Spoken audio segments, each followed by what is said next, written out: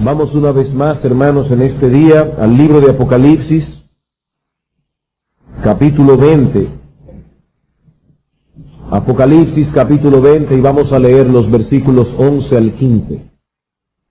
Y vi un gran trono blanco y al que estaba sentado en él, de delante del cual huyeron la tierra y el cielo, y ningún lugar se encontró para ellos. Y vi a los muertos grandes y pequeños de pie ante Dios, y los libros fueron abiertos, y otro libro fue abierto, el cual es el libro de la vida, y fueron juzgados los muertos por las cosas que estaban escritas en los libros según sus obras. Y el mar entregó los muertos que había en él, y la muerte y el Hades entregaron los muertos que había en ellos, y fueron juzgados cada uno según sus obras. Y la muerte y el Hades fueron lanzados al lago de fuego. Esta es la muerte segunda. Y el que no se halló inscrito en el libro de la vida fue lanzado al lago de fuego. Esta mañana nosotros iniciamos el estudio de este texto, cuyo tema central es el juicio del gran trono blanco o juicio final. Pero solo tuvimos tiempo para considerar tres aspectos de este juicio. Vimos en primer lugar quién es el juez que ha de presidir este tribunal, es decir, quién es el que llevará a cabo este juicio, y dijimos que es Dios el Padre por medio de Dios el Hijo. Dios el Hijo es quien estará presente presidiendo ese tribunal. En segundo lugar, cuál es el tiempo en que será llevado a cabo el juicio, y dijimos al final de esta era presente y antes de dar paso a la era venidera. Finalmente vimos quiénes serán juzgados. Todos los seres humanos se presentarán delante de Dios en aquel día, ricos y pobres, amos y siervos, creyentes e incrédulos. En esta tarde vamos a considerar dos encabezados más para concluir de esa manera nuestro tema. Veremos en cuarto lugar cuál es la base sobre la cual seremos juzgados, y luego más brevemente cuál es la necesidad de que este juicio sea llevado a cabo, y como siempre algunas aplicaciones prácticas a modo de conclusión. Veamos entonces, hermanos, en cuarto lugar, cuál es la base de este juicio. ¿Cuál es el criterio por el que los hombres serán juzgados en el día del juicio final? Nuestro texto nos lo revela claramente. Vean el versículo 12. Y vi a los muertos grandes y pequeños de pie ante Dios. Los libros fueron abiertos. Otro libro fue abierto, el cual es el libro de la vida. Y fueron juzgados los muertos por las cosas que estaban escritas en los libros según sus obras. Y en el versículo 13 dice al final, y fueron juzgados cada uno según sus obras.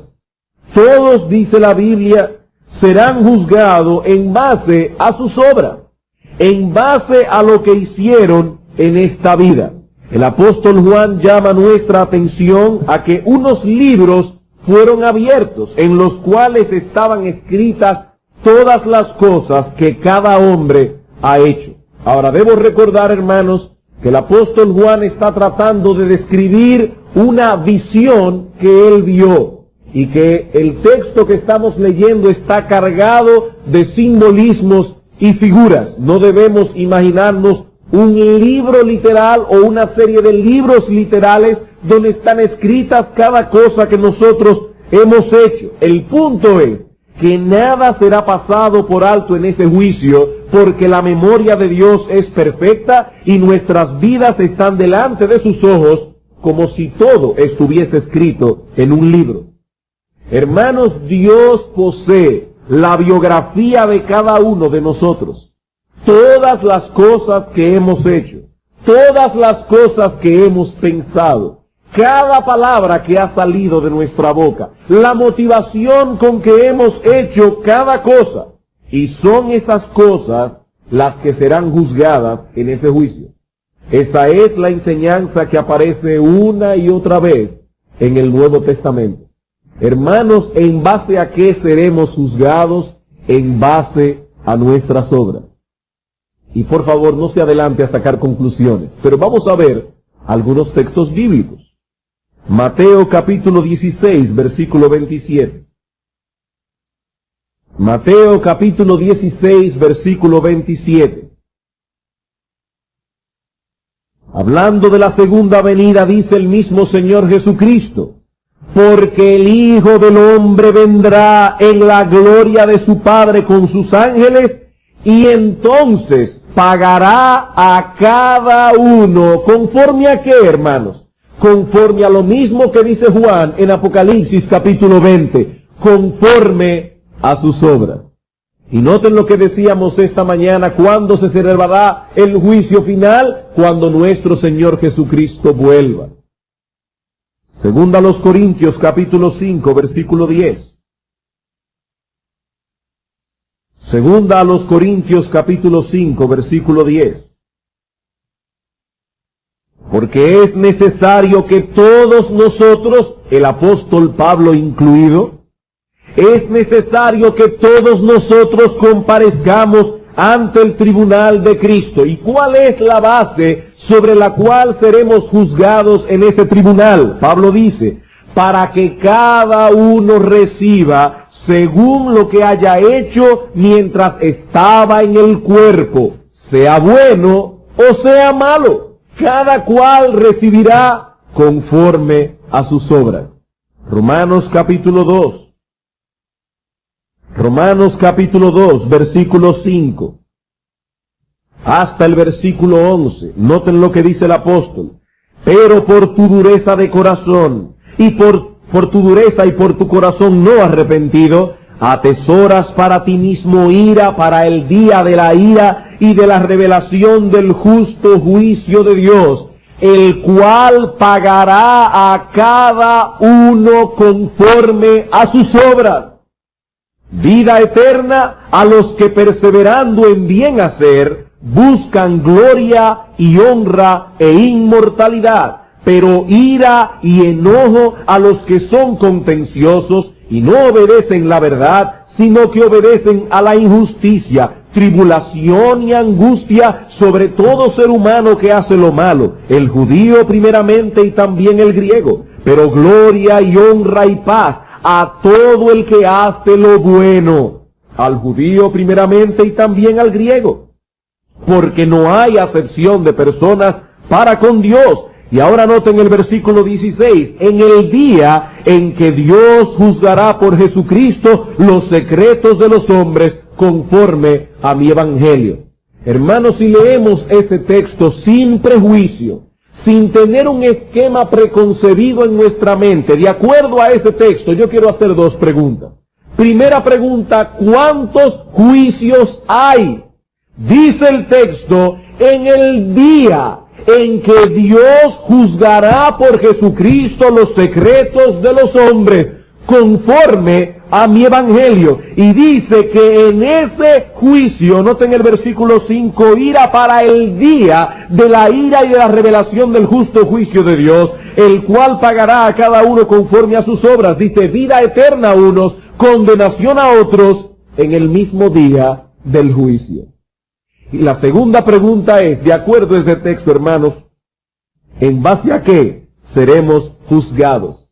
Dice el versículo 6, Él pagará a cada uno conforme a sus obras. Apocalipsis capítulo 22, versículo 12.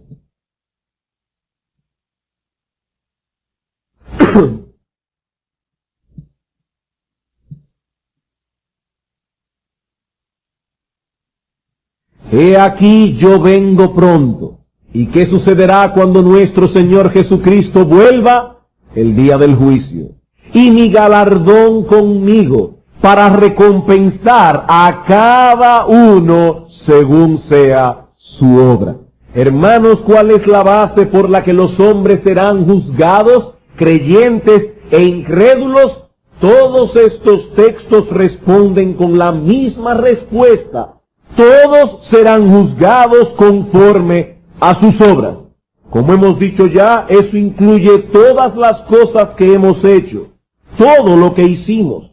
Pablo dice en 2 Corintios 5:10, cada uno recibirá según lo que haya hecho mientras estaba en el cuerpo. Todo lo que hicimos será juzgado. En Efesios capítulo 6, versículo 8, Pablo nos dice que el bien que cada uno hiciere, ese recibirá del Señor. Y es la misma idea que presenta Cristo en Mateo 25. Dice que cuando el Señor Jesucristo vuelva, se sentará en el trono de su gloria y apartará las ovejas de los cabritos. A unos dirá, venid benditos de mi Padre, al reino que ha sido preparado para vosotros desde antes de la fundación del mundo. ¿Y cuál es la base del juicio? Dice, porque tuve hambre y me diste de comer, tuve sed y me diste de beber, estuve desnudo y me vestiste. ¿Eso no es lo que dice el texto?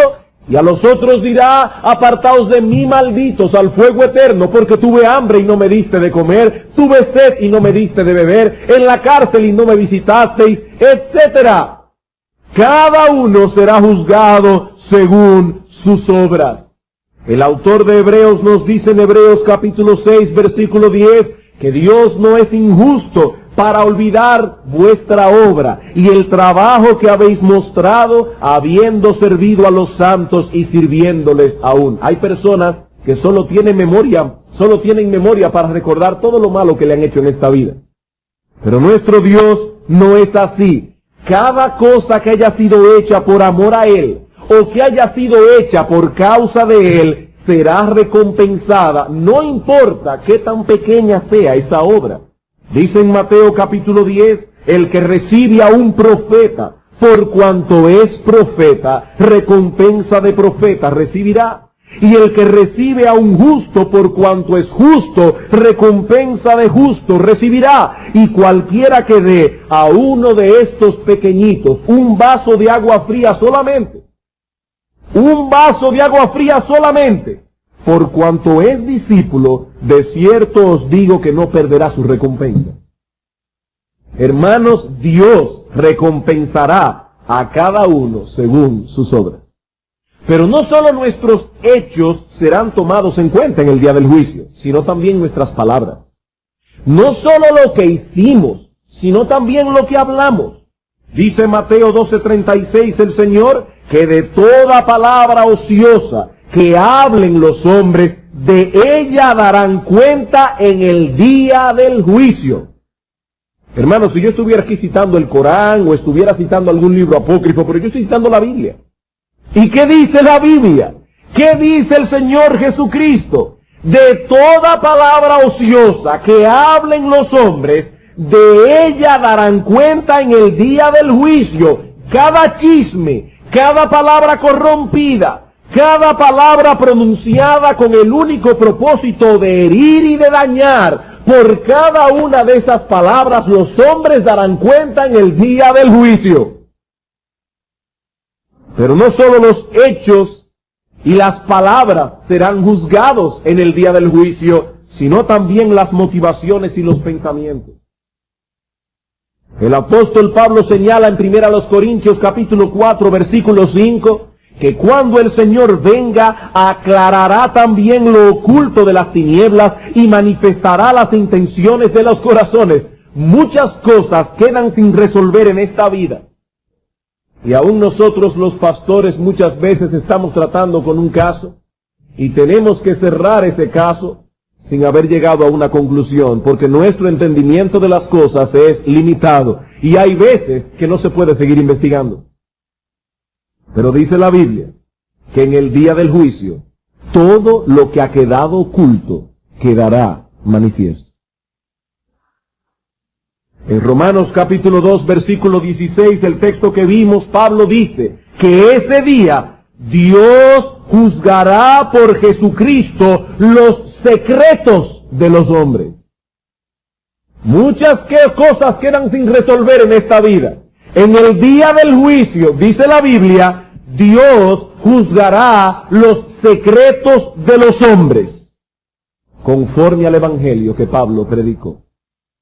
Hermanos, ¿qué será juzgado en ese tribunal? Nuestras obras, ya sea de hecho, de palabra o de pensamiento. Pastor, pero ahora sí que yo estoy confundido. Yo pensaba que en esta iglesia nosotros predicábamos el Evangelio por la pura gracia y la salvación únicamente por la fe. Sí, mi hermano, y eso es verdad. Nosotros continuaremos proclamando hasta que el Señor venga que el hombre no es salvo por sus obras, únicamente por medio de la fe en Jesucristo. Así que déjenme aclarar este asunto que hemos estado hablando. El hecho de que estamos diciendo aquí que vamos a ser juzgados cada uno conforme a nuestras obras, eso no significa, por un lado, que mi aceptación delante de Dios depende de lo que yo haya hecho. Yo no estoy diciendo eso. En otras palabras, esto no significa, y enfatizo la palabra no, la subrayo, la pongo en negrita, esto no significa que es por mis buenas obras que ganaré aceptación delante de Dios. De hecho, en el mismo libro de Apocalipsis abunda el testimonio con respecto a esto. Apocalipsis capítulo 1, versículo 4.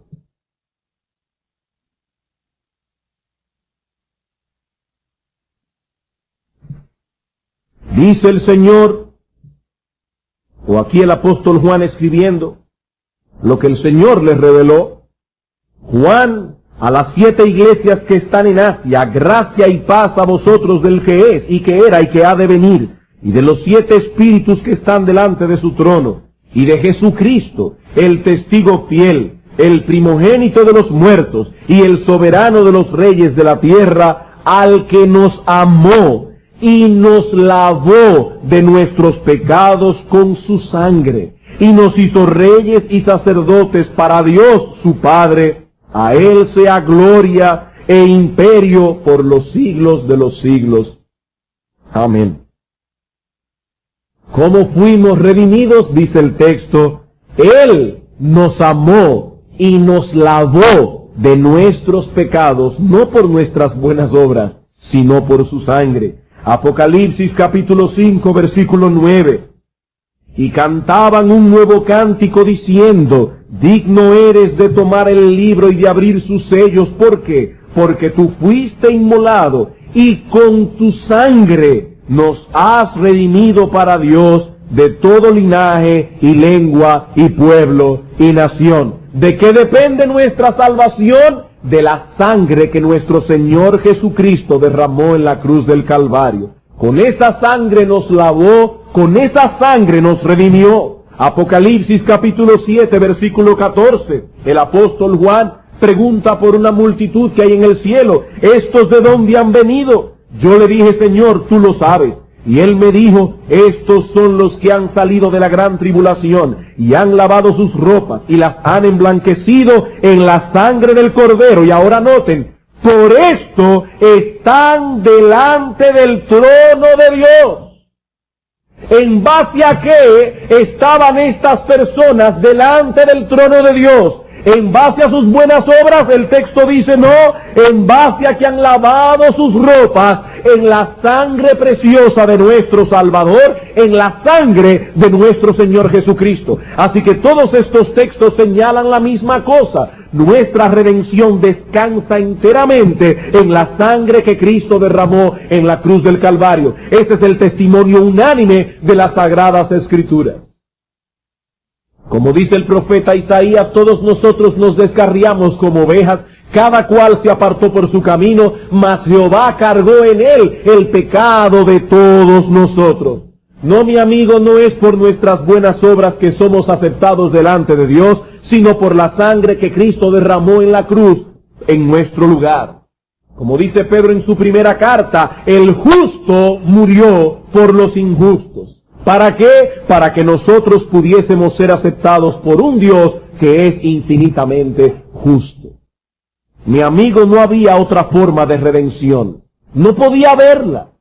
Una deuda infinita debía ser pagada para que el pecador pudiese ser liberado. Y para pagar esa deuda, alguien de valor infinito debía morir en nuestro lugar.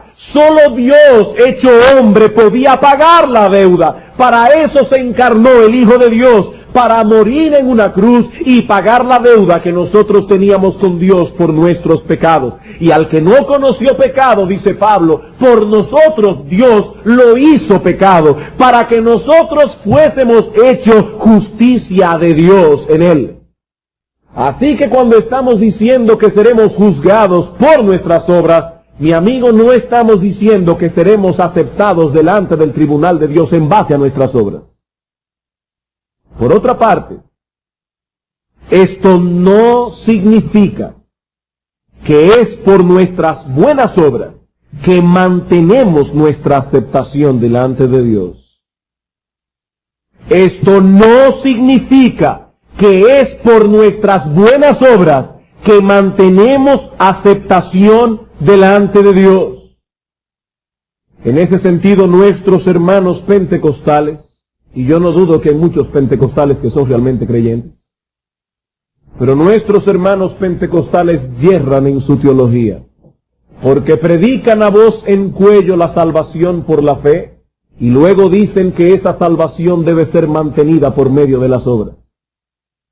No, mi amigo.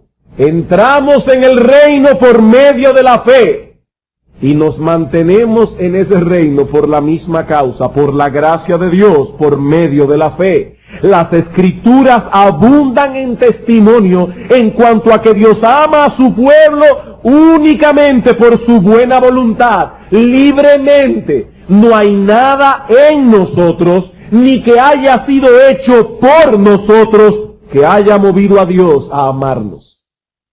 No hay nada en nosotros, ni nada que se ha hecho por nosotros que obligue o mueva a Dios a amarnos. No, su amor emana de Él libremente. ¿Recuerdan lo que dice Apocalipsis capítulo 20, versículo 15? Dice que fueron admitidos en el reino, en la vida eterna, aquellos cuyos nombres fueron encontrados en el libro de la vida. Ahora vamos conmigo a Lucas capítulo 10 para ver cómo esos nombres fueron escritos allí. Lucas capítulo 10.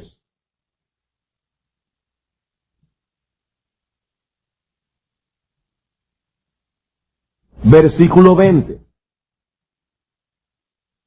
Los discípulos acaban de volver de su tarea misionera regocijados al ver que los espíritus se sujetaban en el nombre de Cristo. Y dice ahora el Señor, pero no os regocijéis de que los espíritus se os sujetan, sino regocijaos de que vuestros nombres están escritos en los cielos. Pero ahora noten, en aquella misma hora, y ese titulito que está allí en sus Biblias no es inspirado por el Espíritu Santo, eso fue puesto luego allí. Pero tenemos que leer el texto completo. En aquella misma hora, Jesús se regocijó en el Espíritu y dijo, yo te alabo, oh Padre, Señor del cielo y de la tierra, porque soberanamente es la idea, escondiste estas cosas de los sabios y entendidos y las has revelado a los niños. Sí, Padre, porque así te agradó. Todas las cosas me fueron entregadas por mi Padre, y nadie conoce quién es el Hijo sino el Padre, ni quién es el Padre sino el Hijo, y aquel a quien el Hijo lo quiera revelar. Esos nombres que fueron escritos en el libro de la vida fueron puestos allí únicamente por la buena voluntad de Dios. Porque así agradó a Dios el Padre. No son mis buenas obras las que movieron a Dios a amarme. Más bien fueron mis obras las que me trajeron condenación delante de Él. Pero Él me amó por su buena voluntad. Si mis obras y mi carácter tuvieran algo que ver con mi salvación, deberíamos cambiar algunos textos que aparecen en el libro de Apocalipsis.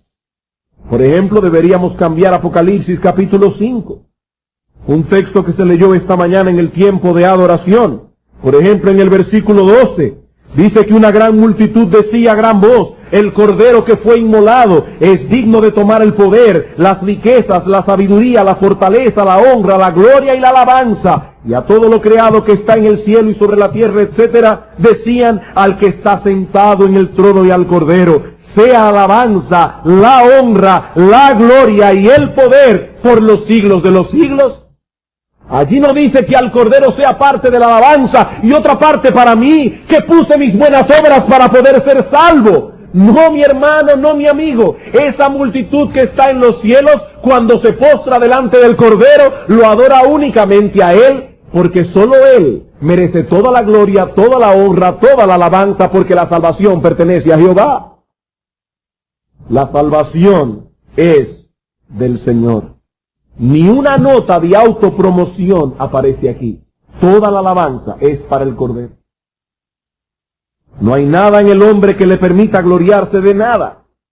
Toda la gloria le pertenece a nuestro Dios.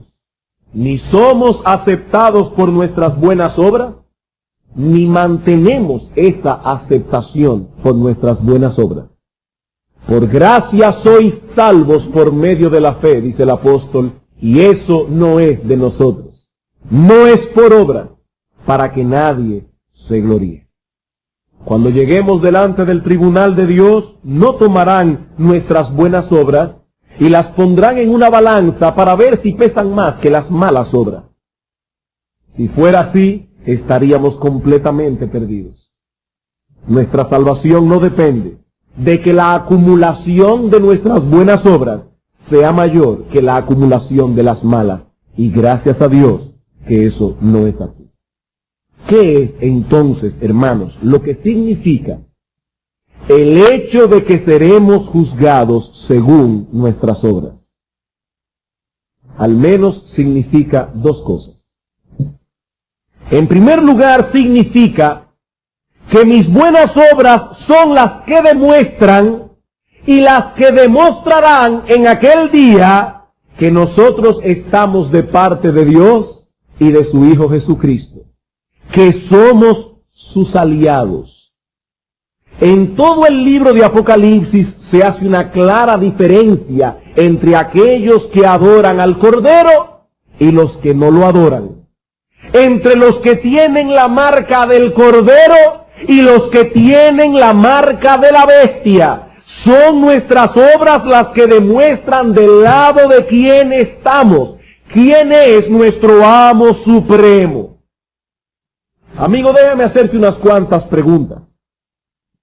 ¿Te conformas tú a este mundo caído?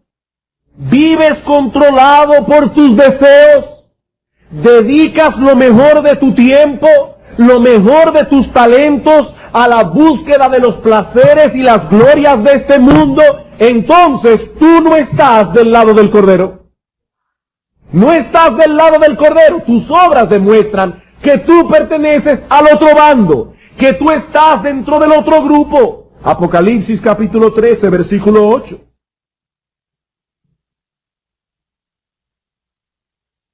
Hablando de la bestia dice: y la adoraron todos los moradores de la tierra.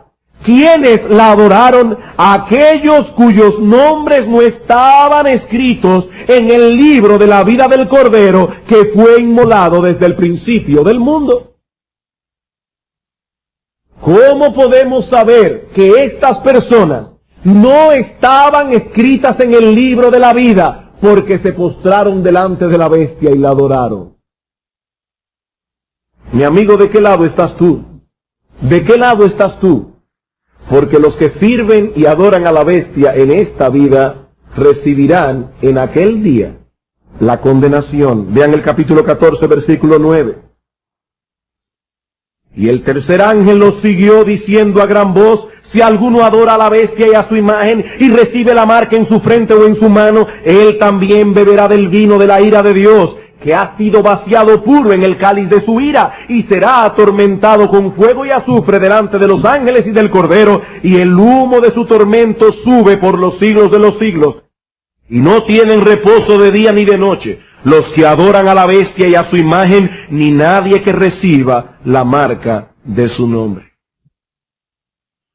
Por otro lado, ¿Estás luchando tú por no amoldarte a este sistema, cuyo príncipe es la serpiente antigua que se llama Diablo y Satanás?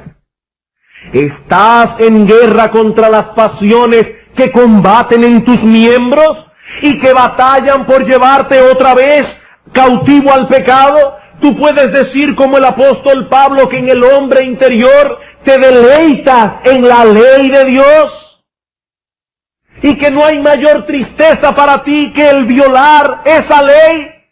¿Puedes decir eso, hermano, con una limpia conciencia, que estás luchando por no ser manejado por las cosas de este mundo? Entonces, estás del lado del Cordero. Nuestras obras revelan nuestra posición, del lado de quién estamos. Por otra parte, ser juzgados según las obras también significa que es por medio de las buenas obras que evidenciamos la realidad de nuestro arrepentimiento y de nuestra fe. Ser juzgado conforme a las obras significa que las buenas obras evidencian la realidad de nuestro arrepentimiento y nuestra fe. Si hay algo que conoce todo creyente verdadero, es esa verdad del Evangelio, de que lo único que Dios demanda del pecador para ser salvo es un arrepentimiento creyente. Lo único que Dios demanda al pecador para ser salvos es que creamos y nos arrepintamos. Esas dos gracias, la fe y el arrepentimiento, son las tenazas por medio de las cuales el pecador se apropia del Señor Jesucristo. Donde quiera que hay fe, hay arrepentimiento. Donde quiera que hay arrepentimiento, hay fe. La fe trae consigo arrepentimiento. El arrepentimiento lleva consigo la fe. Por eso alguien decía que la fe que trae la salvación consigo es una fe penitente. Y el arrepentimiento que trae consigo la salvación es un arrepentimiento creyente. No podemos concebir una cosa sin la otra. Pero en muchos textos de las Escrituras se nos enseña que la fe y el arrepentimiento, si son genuinos, producen frutos. Cuando seamos juzgados, no se tomará en cuenta únicamente nuestra profesión de fe. Ese es el problema de muchos. Ellos creen que por el simple hecho de decir yo creo, que por el simple hecho de decir yo me he arrepentido, ya Dios está obligado a concederles la salvación. No, mi amigo. No es nuestra profesión de fe la que Dios tomará en cuenta en el día del juicio. Cuando seamos juzgados, lo que se tomará en cuenta son nuestras obras, las obras que evidencian la fe y el arrepentimiento. No son nuestras palabras, son nuestras obras las que serán juzgadas. Apocalipsis capítulo 2. Dice el Señor Jesucristo a la iglesia de Éfeso: pero tengo contra ti que has dejado tu primer amor. Recuerda por tanto de dónde has caído y arrepiéntete. ¿Cómo? Haz las primeras obras. Pues si no, vendré pronto a ti y quitaré tu candelero de su lugar si no te hubieres arrepentido. Versículo 7. El que tiene oído, oiga lo que el Espíritu dice a las iglesias. Al que venciere, le daré a comer del árbol de la vida, el cual está en medio del paraíso de Dios. Hermanos, qué difícil es guardar el balance doctrinal al estudiar las Escrituras. Qué difícil es guardar el balance doctrinal. La Iglesia Católica Romana ha puesto todo su énfasis en la salvación por las obras. La Iglesia Evangélica de hoy ha puesto tanto énfasis en la salvación por la fe sola, que se ha olvidado que la fe verdadera no viene nunca sola. Si creemos que solo la fe, y solo por medio de la fe, somos salvos, pero creemos que la fe que salva o mejor dicho, la fe genuina que trae consigo la salvación, es una fe que nunca viene sola. Hermanos, esto que estoy diciendo ahora es más que un juego de palabras. Es más que un juego de palabras. Muchos llegarán al día del juicio engañados, creyendo que son cristianos sin serlo. Son las obras las que manifiestan la evidencia de la fe verdadera. Lo mismo que son las obras las que manifiestan la incredulidad. Apocalipsis capítulo 21. Apocalipsis capítulo 21, versículo 8. Pero los cobardes e incrédulos, los abominables y homicidas, los fornicarios y hechiceros, los idólatras, todos los mentirosos, tendrán su parte en el lago que arde con fuego y azufre, que es la muerte segunda. Noten, aquí se narran y se revelan una serie de pecados: fornicarios, hechiceros, mentirosos, idólatras, etcétera. Pero hay una pequeña palabra allí que no podemos pasar por alto. Dice el apóstol Juan: los cobardes e incrédulos. ¿Quiénes serán excluidos y echados en el infierno? Los incrédulos. ¿Y cómo sabemos que son incrédulos? Únicamente porque ellos dicen clara y abiertamente: yo no creo en Dios. No, mi hermano, no, mi amigo. Hay mucha gente que dice creer en Dios y aún así es un incrédulo. Y la manera en que se ha de manifestar no es únicamente por lo que dicen sus labios, es por sus obras. Son fornicarios, hechiceros, idólatras, mentirosos, y por sus obras sabemos que son incrédulos. Si fuesen creyentes, evidenciarían su fe a través de buenas obras. Santiago capítulo 2.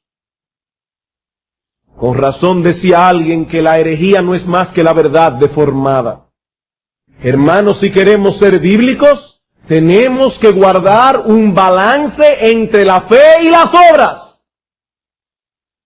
Somos salvos única y exclusivamente por medio de la fe, y no podemos añadir ninguna obra a eso. Pero estamos diciendo que esa fe que trae a Cristo consigo es una fe que da fruto. Y repito, muchos descenderán al infierno creyendo que son verdaderos cristianos. Dice Santiago capítulo 2, versículo 14, hermanos míos, ¿de qué aprovechará si alguno dice que tiene fe y no tiene obras? ¿Podrá la fe salvarle?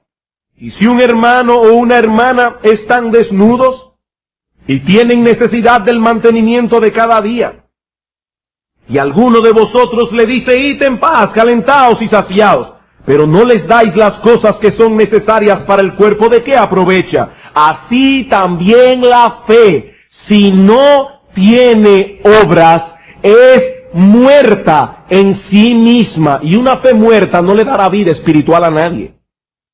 Pero alguno dirá: tú tienes fe y yo tengo obras. Muéstrame tu fe sin tus obras, y yo te mostraré mi fe por mis obras. Noten que él no dice: te mostraré mi fe junto con mis obras. No, yo no voy a añadir mis obras a la salvación, pero sí voy a mostrar que tengo fe a través de mis obras. Primera de Juan, capítulo 5. Primera de Juan, capítulo 5, versículo 4 al 5. Porque todo lo que es nacido de Dios vence al mundo. No se deja manejar por el mundo. Vence al mundo y su patrón de vida. Vence al mundo y las cosas que el mundo persigue. Pero ahora noten, y esta es la victoria que ha vencido al mundo: nuestra fe. ¿Quién es el que vence al mundo sino el que cree que Jesús es el Hijo de Dios? Si tú dices creer en Jesús, el Hijo de Dios, y al mismo tiempo eres un mundano, tú eres un mentiroso. Porque el que cree que Jesús es el Hijo de Dios, vence al mundo. Eso no significa que no tenemos lucha con nuestros pecados. Eso no significa que el mundo no nos atrae. Eso no significa que el mundo nos seduce muchas veces. Pero el creyente está en pie de guerra. Y cuando se da cuenta que el mundo lo ha atrapado, va a Cristo en arrepentimiento con dolor en su corazón, pidiéndole su gracia para ser librado de esa maldición. Pero mi amigo, el que camina como un ganso, habla como un ganso y se mueve como un ganso, es un ganso. Olvídese de eso, es un ganso. El que se viste como un impío, habla como un impío, vive como un impío, no importa qué día que es evangélico, es un impío. Porque aquel que tiene fe vence al mundo por medio de la fe. ¿Qué es lo que será juzgado en el día del juicio? Que yo vaya a Dios diciendo, Señor, yo creí. ¿No te acuerdas que en una iglesia evangélica en el 1988 o 1991, el 4 de marzo, yo levanté la mano y pasé al frente? ¿Es eso lo que Dios va a tomar en cuenta? Vamos a ver, ¿quiénes aquí hicieron profesión de fe? Levanten su mano. Y todos los que hicieron profesión de fe entrarán en la vida eterna. ¿Es eso lo que dice el texto? No, mi amigo. Eso no es lo que la Biblia dice. Cada uno será juzgado según sus obras. Y si esas obras no evidencian fe y arrepentimiento, serán arrojados en el infierno. Y que alguien me diga a mí si lo que estoy diciendo en esta tarde no aparece en las Sagradas Escrituras.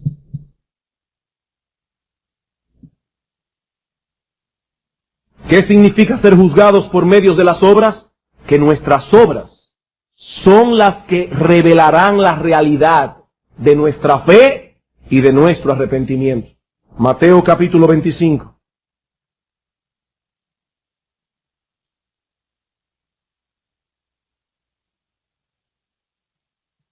Versículo 31. Cuando el Hijo del Hombre venga en su gloria, y todos los santos ángeles con él, entonces se sentará en su trono de gloria, y serán reunidas delante de él todas las naciones, y apartará los unos de los otros, como aparta el pastor las ovejas de los cabritos, y pondrá las ovejas a su derecha y los cabritos a su izquierda. Entonces el rey dirá a los de su derecha, venid, benditos de mi Padre, heredad el reino preparado para vosotros desde la fundación del mundo. Porque tuve hambre y me disteis de comer, tuve sed y me disteis de beber, fui forastero y me recogisteis, estuve desnudo y me cubristeis, enfermo y me visitasteis, en la cárcel y vinisteis a mí. Entonces los justos le responderán diciendo, Señor, ¿cuándo pasó todo eso? Versículo 40. El rey les dirá, de cierto os digo, que cuanto lo hicisteis a uno de estos mis hermanos más pequeños, a mí lo hicisteis. Entonces dirá también a los de su izquierda, apartaos de mí, malditos, al fuego eterno preparado para el diablo y sus ángeles, porque tuve hambre y no me disteis de comer, etcétera, etcétera. Versículo 44. Entonces también ellos le responderán diciendo, Señor, ¿cuándo pasó todo eso? Versículo 45. De cierto os digo que cuanto no lo hicisteis a uno de estos más pequeños, tampoco a mí lo hicisteis. E irán estos al castigo eterno y los justos a la vida eterna. La Iglesia Católica Romana malinterpreta este texto. Y dice, ahí está claro, son las buenas obras las que salvan. No, mi amigo. Tenemos que leer ese texto con cuidado. Lo primero que quiero que veamos en ese texto es que el veredicto fue pronunciado antes de declarar las obras que habían hecho. El Señor dice aquí, venid, benditos de mi Padre, hereden el reino. ¿Y cómo fue eso? Entonces el Señor comienza a hablar de las obras. Acerca de eso dice Anthony Hoekema, este juicio, en otras palabras, no es una investigación de las vidas de las ovejas para determinar si han hecho suficientes buenas obras para merecer el reino preparado para ellos, sino más bien una decisión misericordiosa respecto a su destino final, la cual es seguida por una revelación pública de las razones por las que esta decisión es correcta y justa. Más adelante, cuando el Señor comienza a enumerar las buenas obras de las ovejas, ¿cómo reaccionan ellas? Sorprendidas. Señor, ¿y cuándo fue que hicimos todo eso? ¿Saben por qué se sorprenden? Porque ellas no hicieron todo eso para merecer la vida eterna, sino más bien de un modo espontáneo, expresando el amor que tenían a Cristo. ¿Cómo? Amando a los hermanos. Era algo que salía y emanaba de ellos en una forma espontánea, porque el que ama a Dios, ama también a su hermano. Y lo segundo que quiero hacer notar en este texto es que todo pensamiento de mérito personal es excluido por el mismo Señor Jesucristo de manera explícita. ¿Qué dice Él a las ovejas? Versículo 34. Venid, benditos de mi Padre, heredad el reino preparado para vosotros desde la fundación del mundo. Y una vez más, cito a Joquema. Se dice que ellos heredarán el reino. Una herencia nunca es ganada, sino más bien siempre es recibida como un regalo. Del reino que están por heredar, se dice que ha sido preparados para ellos desde la fundación del mundo. Nuevamente tenemos evidencia de la misericordiosa elección de ellos por parte del Padre desde la eternidad. Una elección basada no en el mérito, sino en la gracia. Ellos van a heredar un reino. Si hubiera sido por las buenas obras que hicieron, deberían decir que van a ganarse un reino. Pero van a heredar un reino. Como hemos podido ver, no es en el día del juicio que se decidirá el destino eterno de las personas. Escucha bien eso, no es en el día del juicio que eso se decidirá. El juicio va a comenzar diciendo a cada uno lo que merece. Así es que va a comenzar. No es como en los juicios humanos. En los juicios humanos primero se trae la evidencia y luego el veredicto. Aquí es distinto. El veredicto ya fue declarado.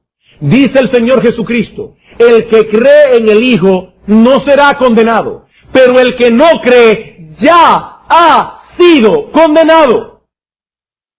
El veredicto ya fue declarado. Pero no solo ha sido decidido ya ese veredicto, sino que todos los que han muerto ya conocen cuál es el veredicto que les espera. Todos los que han muerto ya conocen cuál es su veredicto. La palabra de Dios enseña que las almas de los impíos van al infierno y las almas de los justos van al cielo. Así que todos los hombres que han muerto ya saben dónde pasará la eternidad. Y ellos lo saben. Pregunta, ¿por qué entonces es necesario que se celebre un juicio? Y eso nos lleva a nuestro último encabezado, que prometo que será bien breve. La necesidad del juicio. Hermanos, ¿para qué se va a celebrar el juicio final? Si ya el veredicto fue declarado, y por lo menos todos los que han muerto ya saben a dónde van a parar, en cuerpo y alma, porque ahora están solo en alma. Los justos están solo en alma en el cielo. Los impíos están solo en alma en el infierno. ¿Para qué el juicio entonces? Tres cosas. En primer lugar, el juicio es necesario para desplegar la gloria y la soberanía de Dios en la revelación del destino final de cada persona. Dios se glorificará al declarar y revelar el destino final de cada persona. Ese día el destino eterno de cada uno será revelado. Se publicará la fe de cada creyente y las obras que la acompañan. Se publicará la incredulidad de los impíos y las obras que la acompañan. La gracia de Dios será manifestada en la salvación de su pueblo y su justicia en la condenación de los impíos. En consecuencia, como dice un autor, lo primordial en el día del juicio no es el destino de los individuos, sino la gloria de Dios. Es importante ese juicio para que Dios sea glorificado en los creyentes y en los impíos. En segundo lugar, ese juicio también es necesario para declarar el grado de recompensa o de castigo que cada uno recibirá. Ese juicio es necesario para declarar el grado de recompensa o de castigo que cada uno recibirá. Hermanos, no todos los creyentes recibirán el mismo grado de recompensa, como no todos los impíos recibirán el mismo grado de castigo. La salvación es enteramente por gracia. Sin embargo, la recompensa que cada uno recibirá en el día del juicio será diferente. Veo que el tiempo se me ha ido, así que solo voy a citar los textos. Lucas capítulo 19, versículo 12 al 19. El Señor dice que llamará a sus siervos para ver lo que hicieron con sus dones y talentos. Y conforme a lo que produjeron con sus dones y talentos, así también será la recompensa. Primera los Corintios capítulo 3, versículo 10 al 15, dice que la obra de cada creyente será pasada por fuego. Lo que es paja, heno y hojarasca se quemará. Lo que es oro, plata, piedras preciosas, recibirá recompensa. Algunas obras serán quemadas. Eso no quiere decir que los creyentes van a perder la salvación. Dice, serán salvos, pero así como por fuego. Como cuando una casa se quema y usted tiene que salir con la ropa chamuscada por una ventana sin poder sacar nada de allí. Así serán salvos algunos. Otros recibirán una mayor recompensa. Y en cierto modo podemos decir que existe una relación estrecha entre el grado de fidelidad del creyente y la recompensa que recibiremos, en el sentido de que la misma fidelidad nos permite disfrutar más intensamente la recompensa. ¿Cómo es eso? Vamos a suponer que usted está estudiando un instrumento musical y a través de mucho esfuerzo logra dominar su instrumento. ¿Sabe qué pasará? Que precisamente por el esfuerzo que usted ha hecho va a disfrutar la música más intensamente. Con respecto a eso dice Leon Morris: ya aquí y ahora, el hombre que se da de todo corazón al servicio de Cristo conoce más el gozo del Señor que aquel que lo hace de poco ánimo. No tenemos ningún fundamento en el Nuevo Testamento que nos lleve a pensar que será diferente en el cielo. El hombre que ha aprendido a disfrutar de Dios aquí, a sí mismo lo seguirá disfrutando por toda la eternidad. Así que es la misma fidelidad la que nos preparará para recibir un mayor gozo por la mayor recompensa. Hermanos, hay muchas cosas que no entendemos con respecto al juicio, pero algo es claro: habrá diversos grados de recompensa, habrá diversos grados de castigos en el infierno. En Mateo 11, 20 al 22, no lo busquen, el Señor dice: ay de ti Corazín, ay de ti Betsaida, porque si en Tiro y en Sidón se hubieran hecho los milagros que se hicieron en ti, ya hace rato que se hubieran arrepentido en silicio y en ceniza. Por lo tanto, en aquel día, tu castigo será mayor. Y dice Lucas capítulo 12, versículo 47, que aquel siervo que conocía mejor la voluntad de su Señor recibirá más azotes. ¿Por qué es necesario el juicio? En primer lugar, para desplegar la soberanía de Dios y su gloria en la revelación del destino final de cada persona. En segundo lugar, para asignar el grado de recompensa o de castigo que cada uno recibirá. Y finalmente, para ejecutar el juicio sobre cada persona. Es decir, en ese juicio no solo se declarará, sino que también se ejecutará la sentencia. Los impíos en cuerpo y alma serán arrojados en el infierno. Los justos en cuerpo y alma entrarán en la gloria del Padre, a disfrutar eternamente lo que Cristo preparó para nosotros, por medio de su muerte en la cruz del Calvario. En conclusión, 3 aplicaciones prácticas, también muy breves. Los creyentes, primera aplicación, deben esperar ese día del juicio con confianza, sabiendo que no hay condenación para los que están en Cristo Jesús. Hermanos, cuando leemos en la Biblia, y sobre todo el Apocalipsis, el énfasis está en esperar la venida del Señor, no con pánico, sino con gozo. Cuando el Señor dice: aquí vengo en breve, ¿qué dice Juan? ¡Ay no, Señor, todavía no! ¡Todavía no, que le tengo miedo al juicio! No, dice él: sí, ven, Señor Jesús.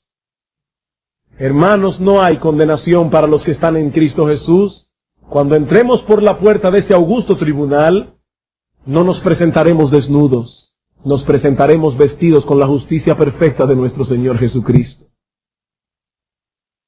Como dice Augusto Toplady en su famoso libro, en su famoso himno Roca de la Eternidad, cuando vaya a responder en tu augusto tribunal, sé tú mi escondedero fiel, Roca de la Eternidad. Pero en segundo lugar, esta doctrina nos enseña que debemos tomar más en serio las enseñanzas bíblicas con respecto al día del juicio para que no descuidemos nuestra vida cristiana. Hermanos, el creyente debe ser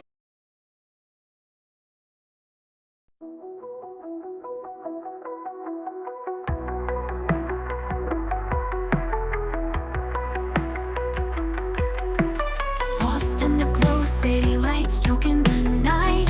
Empty hands reaching out, nowhere to find. Broken dreams like shards beneath our feet. Echoes of whispers, no soul can meet. Eyes wide open, can't see through the haze. Neon signs flicker, stories of our days. Concrete jungle tangled in my mind, searching for reasons, but reasons blind. We dance with ghost shadows beneath neon, anchored to the past, future already gone. Can't escape the pull, dark thoughts intertwined. Melodies fade out in the silence we find.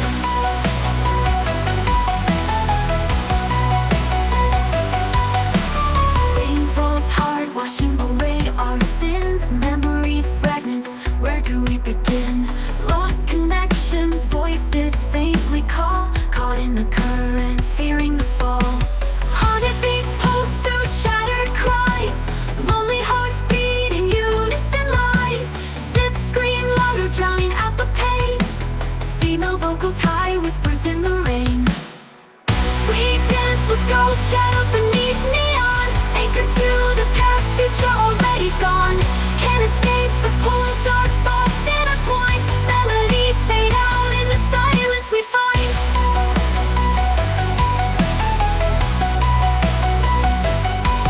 We dance with ghosts, but shadows can fade. Letting go of the past, a choice to be made. Break free from the pull, rewrite the design. Melodies rise up, a new strength we find. Rain falls hard, washing away our sin. Rain falls hard, washing away our sin. Rain falls hard, washing away our sin. Melodies rise up, and new strength we find. Rain falls hard, washing away our sin. Rain falls hard, washing away our sins. Rain falls hard, washing away our sin. Melodies rise up, a new strength we find. Right be a rhythm, a steady refrain, breaking the silence, washing away the rain. Hope ignites a spark, a fire in our eyes. Together we'll rise under brighter skies. We dance with ghost shadows beneath neon, anchored to the past, future already gone. Can't escape the pull, dark thoughts intertwined. Melodies fade out in the silence we find.